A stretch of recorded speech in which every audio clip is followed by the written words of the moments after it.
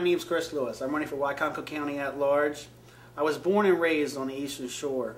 I went to high school at Mardella Middle and High School, graduated from there, went to Warwick Tech, got a criminal justice degree, and as well as a general studies degree. After that, I went to Salisbury University, graduated from there with a degree in communication arts as well as sociology and psychology.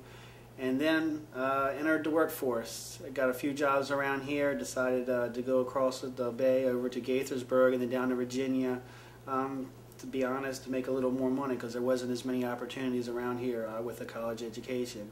Came back when I have a family. I came back, started my own businesses, been doing that ever since. I have a small deli, a janitorial company.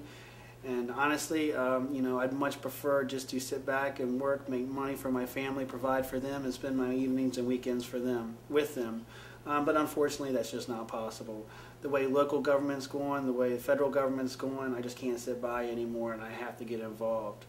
You know, I've been to a lot of forums, been to a lot of meetings, heard a lot of politicians speak. From what I hear and what I see a lot of me, I, what I've done, what I can do, what I can provide, what I can give certain people. I don't hear many candidates ever bring up the word representation. I don't hear them much bring up the idea of representing the people, to listening to people. I hear a lot of politicians talking to people, talking down to the people, but not listening to them and doing what they want. The whole idea of an elected official is to represent their district. Not only the people who support them in the race for them to win, but the people who didn't support them. It's not an easy job, that's why most people don't want to do it.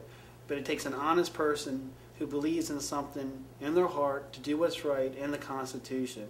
It takes somebody who believes in the people that they're running for, and somebody who's not doing it for themselves for purely selfish motivation.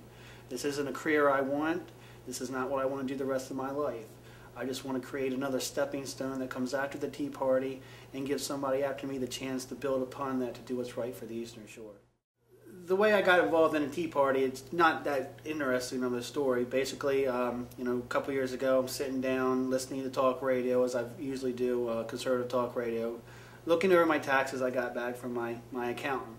And once again, I look at how much money, how much blood and effort I put in, how much, you know, the gross I get, and then the net, and how much I pay in taxes. The realization that I pay a lot more in taxes than I can bring home for my family to support them, after a while, got on my nerves. And when I was listening to conservative talk radio, they brought up the Tea Party. They gave out a number. Right there on the spot, I called the number, got involved with Tea Party Patriots, put the word out a few days later, and then volunteers came pouring out. You know, I found out pretty quickly there was a lot of people angry and fed up at the same things I was. You know, basically the out-of-control spending, the rising taxes at every level for every person, you know, the inability to keep what you earn. You know, you go to work, you know, 8, 10, 12 hours a day, you come home, you see your paycheck. Most of us take it out in taxes, and then at the end of the year they take out more. And all the while they're telling you what you should do with your money, or that you should spend more money to, or give more money to the government, you should make less, and that somehow making money is evil. You know, even without, if people didn't make money, the government wouldn't be funded. So that's how I got involved in the Tea Party, and like I said, it's a stepping stone. It was a perfect opportunity to grow and build upon something important, which is people being fed up with big, overbearing government that wants to control everything you do and seems to be looking over your shoulder every day of every moment. A year or so after I graduated college, I decided to run for county council. You know, I had several friends who were politically involved. We were never part of any party. I was never part of a party. I was always unaffiliated. I didn't believe in the two-party system. I didn't believe in the fact that there was so much money going to these two parties who would basically, you know, choose who to run. I always like to be independent and away from everybody else and be able to make up my own mind about who I vote for and who I back. So I ran for county council in 1998 as unaffiliated. I believe at the time I had to collect well over 1,000 signatures. So with the help of a few volunteers, we did that night and day, knocking on a lot of doors. I'm not sure how many were thrown out, but I'm pretty safe to say half. So we probably got, you know, between 1,500 and 2,500 signatures. In order to do that, all our time was taken up. There wasn't much time to talk to a lot of people about a lot of the issues because we were so busy trying to collect signatures in a short amount of time. We weren't able to go to a lot of forums, weren't able to collect a lot of money or donations. It really put us behind the 8 ball, and it gave the Democrat and Republican candidate against me a much easier time to challenge me and make me pretty much a non-issue. So this time when I decided to run, I switched my affiliate from independent to a Republican because I know, having a couple small businesses and a large family, that I didn't have the time to collect the signatures. And I believe that the best way to fix the Republican Party is from within and create a conservative party once again.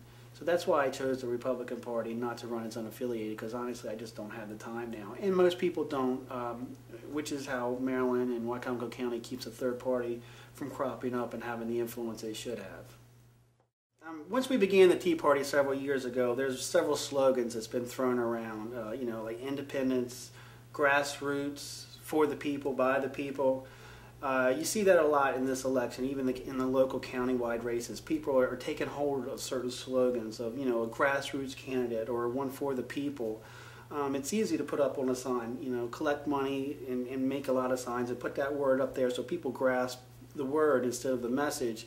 And without actually going out and talking to the people, putting your message out of what you believe in, that you believe in representation, nobody's going to know anything more about you. People are trying to grab onto the coattails of the Tea Party movement, use what they thought worked best for those people involved, and run with that. That's not helpful at all, in this race. That's more the establishment mentality. Do whatever it takes to win. The ends justify the means. That's not what America was built upon. That's not what made us great, but that is the mentality that will destroy us and tear us down if we allow that to continue. I just ask people to learn about the candidates, see and hear what they stand for. Do they stand for you? Do they stand to represent you? Or do they just stand for themselves and want to bring themselves, a better career, a career in politics, a career where they make their money off the backs of hardworking Americans, where their dollars actually come from you, your tax dollars, from when you work. Please just ask, learn about the candidates, and choose who you best want. Make this a race and a candidacy based on the people, not the establishments, not either party, not money, but the actual content of the characters of everybody running.